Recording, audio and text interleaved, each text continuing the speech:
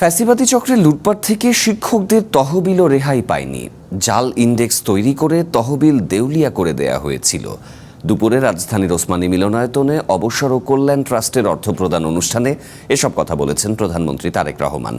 বলেছেন, ফ্যাসিবাদী চক্রের লুটপাটের কারণে ২০২৪ সাল থেকে অবসরপ্রাপ্ত শিক্ষকরা কোনো টাকাই পাচ্ছিলেন না। যে দুটি তহবিল থেকে টাকা দেয়া হতো সেখানে পর্যাপ্ত টাকাও ছিল না। বিশেষ ব্যবস্থার মাধ্যমে এখন টাকা দেয়া হচ্ছে বলেও জানিয়েছেন প্রধানমন্ত্রী। টাকা পেতে আর কোনো মধ্যস্বত্বভোগীর ভোগান্তিতে পড়তে হবে না বলেও জানিয়েছেন তিনি। আরও বলেছেন, অতীতে অবসরপ্রাপ্ত শিক্ষকদের টাকা তুলতে ঘুষ দিতে হয়েছে।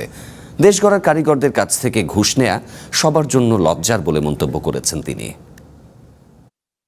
লুটপাটের কবল থেকে অবসরপ্রাপ্ত শিক্ষকদের স্বার্থ রক্ষায় গঠিত উল্লেখিত দুটি তহবিলও রেহাই পায়নি।